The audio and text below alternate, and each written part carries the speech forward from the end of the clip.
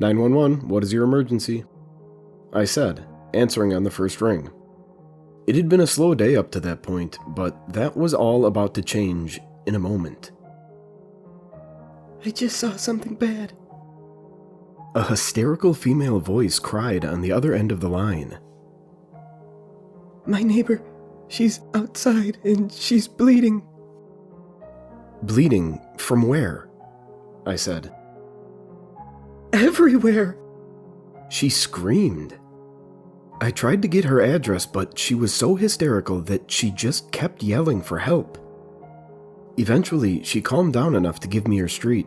I heard new voices in the background, all shrieking. We have a unit on the way, I said. Just stay on the line with me. It's going to be okay. No, she whispered, barely audible over the screaming in the background. It isn't. A few minutes later, I was in the break room getting a coffee, trying to stop my hands from shaking.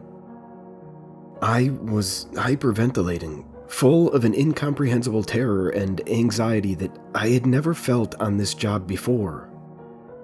Before the call had cut out, it sounded like a street full of rabid people had surrounded the caller's house. Then, the radio came on from the police unit that had been first to arrive at the scene. Dispatch, you there? This is Shia. I heard the voice of Trooper Shia crackling. I immediately picked up on the backup unit we kept in the break room. This is dispatch? I said. What's going on? I came down Kansas Street from Union Road and it's totally empty except for a few bloodstains. Were you able to get a house number of the caller? He asked. Negative on that, I said. Do you see any broken glass or smashed down doors? It sounded like pure hell at the end of the call. She claimed she was being attacked by her neighbors. Trooper Shia consulted with his partner on the street for a moment before responding. We just heard screaming and glass shattering. It sounds like it came from number 67 on Kansas Street. Send backup. I ran back to the main room. We had a new audio system that could live stream 911 calls directly into the cars of police in the area, as well as live stream audio from the cars back to dispatch. I turned it on, entering the number of Trooper Shia's patrol car, and listened intently. Come out with your hands up! I heard Shia's partner yell. Shia gasped. Oh God, she needs medical attention, he said. She's got blood coming out of her eyes, her ears, her nose. She's vomiting blood. What do you think she has? Ma'am, stop right there. Trooper Shia yelled. Do not come closer. Then I heard a rash of swearing and yelling, followed by a gunshot. I dropped my coffee on the floor, hearing it shatter and spread burning hot liquid across my shoes, but I was so engrossed and horrified by what I was hearing that I barely noticed. Oh God, she bit me! Shia's partner said. She bit my fucking thumb off! I heard another series of gunshots, then the slamming of car doors. Go, go, go!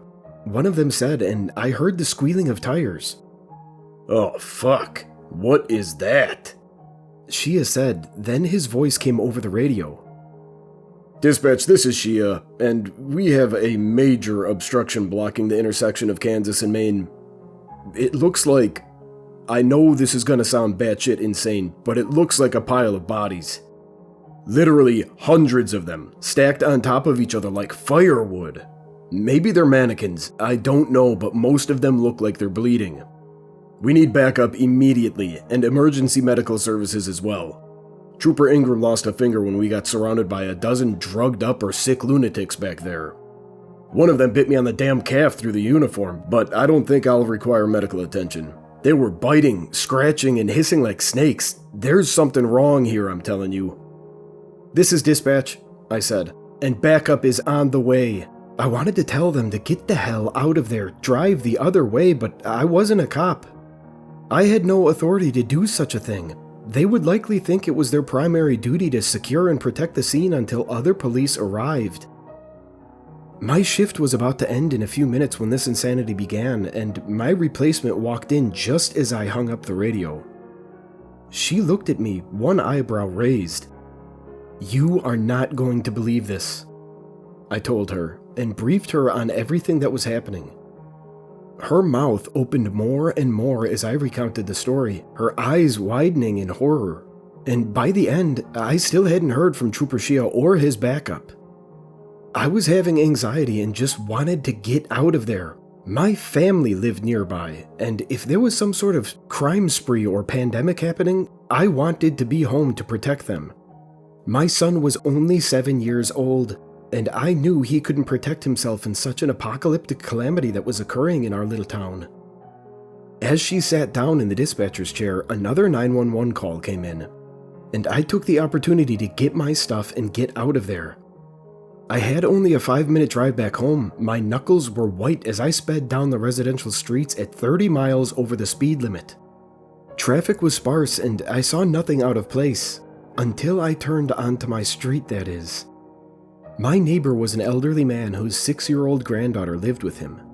Both of them were standing in the middle of the road, staring up at the sun, their mouths open. I saw long knives in each of their right hands. I slammed on the brakes a few feet away from them, but they didn't stir. I tried honking my horn, but they just kept staring up at the sky without any awareness. As I looked down from their faces, I realized they were both viciously sawing at their bodies, opening up shallow slice after shallow slice. A waterfall of blood began to run down their skin, soaking into the pavement. I nearly threw up in disgust. I backed up, driving on my neighbor's lawn to get around them, putting down the window to yell as I passed by. "What the hell are you doing, Mr. James?" I screamed at him. "Stop this now!" I wondered whether I should jump out and try to stop them, but with their current mental states, I felt they might be just as liable to stab me as not if I got out. Suddenly, Mr. James's eyes came down, focusing directly on mine, and the knives stopped moving. The little girl grinned at me, waving the blood-soaked butcher knife back and forth, sending droplets of crimson spraying on my car and on her dress. She's telling me to cut myself, to let the viruses in," Mr. James said, and his granddaughter stared straight ahead like a doll. It was as if they felt no pain. I saw the blood-covered tendons and muscles of their legs, stomachs, and chests as they stood there, slicing deeper and faster, wavering like trees in a hurricane. Mr. James fell to the ground, blood continuously pouring out of him, and his granddaughter pointed behind me. Nearly tripping, her head lolling from side to side as her lips started to turn a light blue, probably from the constant blood loss and impending physical collapse. "She's here for you too," she said. "She wants to play with you. She wants you to open up and let the viruses slide in. They look for soft, warm spots. They're so cold. Open it up and let them in, and you'll never be sad again." Slowly I turned, seeing the corpse of a girl standing there next to a tree in my neighbor's backyard. Her skin was bleached white and her mouth was sewn shut. Ugly black stitches marring her cyanotic purplish lips. Her stringy black hair hung down past her shoulders, framing her face as she stared directly at me. Her eyes were milky white like cataracts, and I saw countless maggots wriggling throughout her body, eating away at the skin of her arms and legs. "Do you feel the wetness of their tongues? The dead ones just want in." Her voice rang out in my head, distorted and demonic and low. Her lips never moved and her eyes never moved. The corpse girl just continued to stare in my direction. I felt hypnotized, sitting there in my car. Then I felt them. Cold tongues that drew across my back and chest. The car filled with the smell of sulfur and decay. Then my vision began to turn black, as her voice took over my mind and I fell into a dreamless sleep. Dad? I felt little hands pushing on my chest. I opened one eye groggily, forgetting where I was for a few moments. Then I shot up in my seat, adrenaline coursing through my body as I looked around for the corpse girl. She's gone, Dad. I got rid of her, for now. I looked down at him, amazed. Anthony? I whispered, looking at him. My head throbbed painfully. How did you get rid of that thing? I asked. He shrugged. I can do weird stuff sometimes, he said. Like during my birthday party last year. I remembered the birthday party clearly. We had a clown who juggled and cartwheeled and did all sorts of tricks for my son and his friends. My son said he could juggle too, and he wanted to show the clown. He had run into the house, grabbing a few of our knives and started throwing them up in the air. They seemed to slow down as they rose, floating slowly over his head. They fell as if through water, and Anthony grabbed them easily and threw them back up in the air. How is he doing that? The clown asked me, breaking character. I had no idea and simply stood there speechless. Then I yelled his name and all the knives had clattered to the lawn. She was strong, and I felt her mind. It was so cold, like an icicle going into my head, but I kept her back by building a wall. He pointed to the backyard where the corpse of the girl had stood. And kept her there, Dad. I realized he was not talking about a physical wall, but some sort of mental wall that he had made in his mind, and I nodded. She was trying to take you. I could feel the words that came out of her head and into yours. I heard everything she was saying, and she was showing me things. Really bad, really scary things from where she comes from. She told me that in her house, all the roads are paved with bones of kids like myself, and that the girls like her have their mouths sewn shut so that they never have to rely on using their mouths to speak. They use their brains somehow. The whole place is run by an insane god who lies by this silver stream. She showed me the god, and I felt it looking at me.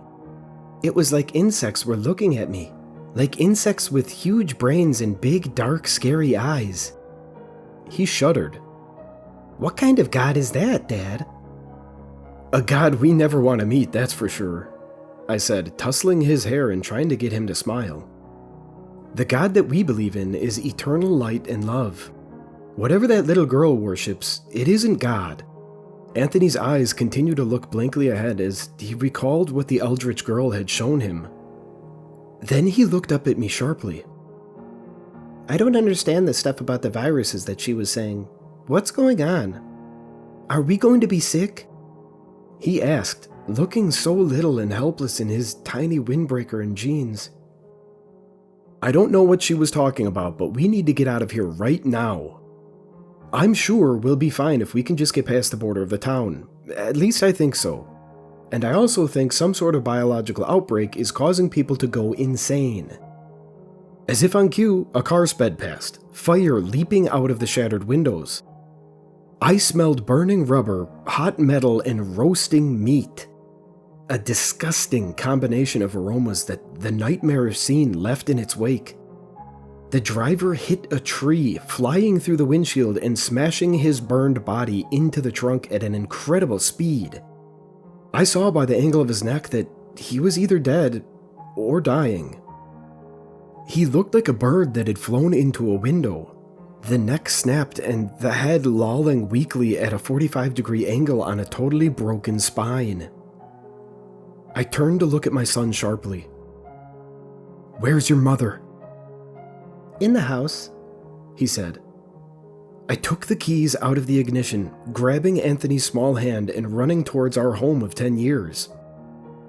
I kept looking left or right for the corpse girl, but she hadn't reappeared yet. I wondered if Anthony truly was so powerful that he could scare her away for good. I seriously doubted it. I had a feeling she was biding her time, and probably watching us at this very moment. The thought sent chills down my spine. As I walked into the entranceway, I started yelling her name, trying to get out of here as soon as possible. Margaret! I screamed. Anthony was next to me, screaming, Mom, where are you? I led him to the kitchen first, where I grabbed a butcher knife and gave Anthony a smaller but still very sharp knife from the kitchen drawer. "Don't stab yourself by accident with it, kiddo," I said. "Only use it as a last resort." He nodded. I wish I had guns here, but at that moment, my words were cut off by a wailing, pain-filled shrieking from upstairs. I took Anthony's hand, unwilling to be separated from him for any reason now, and kicked open the master bedroom door. There, I saw our priest, Father Lanigan, with a pistol to my wife's head. He was very clearly sick, bleeding from his eyes and nose. A waterfall of gore spilling out of his heaving, gasping mouth. I put my hands up. "Father Lanigan," I said loudly and simply, "put the gun down, you're sick." He just breathed louder and faster, his gray eyes beginning to film over with milky, blood-smeared cataracts. He reminded me more and more of the corpse girl. Even his stare was similar. An almost reptilian, sadistic glower that looked down on everything and everyone around. I took a step forward. All of his attention was focused on me. His gun hand shook hard. "Look, Father, you aren't like this," I said. "You can..." But I never got to finish my sentence. At that moment, my son, small and brave, ran through the alternate door to the master bedroom, his small knife raised above his head like a tiny Amazonian warrior. Let go of my mommy! Anthony said, plunging the knife into Father Lanigan's stomach. The priest howled in pain, and I ran forward, grabbing his gun hand just as he was aiming at my son. I pushed it up with all of my strength, and the shot went high, blowing apart a dresser drawer. I took the knife and shoved it directly through his right eye, his other eye widening in surprise, the bloody tears coming faster for a moment. Then he slumped to the floor. My heart racing, I grabbed the gun out of his hand, making sure it wasn't pointed at my son or wife in case he had the strength to pull the trigger one last time. And, as it turns out, he did. The last shot went through the window, the tinkling of glass mixing with the ringing in my ears from the gunshot at such a close distance. And then I had the revolver out of his hands, putting it in my back pocket, sighing. "Let's get out of this madhouse of a town," I said to my wife. She just cried and hugged me, putting her face against my shoulder for a few moments. Then we ran outside, grabbing some bottled water and canned food on the way and throwing them in a plastic bag. I drove out of there as fast as I could, quickly entering the fields and woods at the edge of town. But just as I was about to cross over into the next town, I found that the road was blocked. Dozens of bodies were stacked one on top of another, across the road and the sides of the road. There was no possible way around them. Half of them were naked or wearing torn rags, and some of them still twitched and moaned. They were all crying blood, vomiting gore that ran down the group. I pulled over, putting my head against the steering wheel and crying. I tried calling for help, but no phone calls would connect. The internet still worked, so I wrote up what had happened. In case my family and I don't make it out of here, I wanted someone to know what really happened in my town. Sighing in frustration and despair, grabbing the revolver and handing the butcher knife to my wife, we all got out of the car and started walking.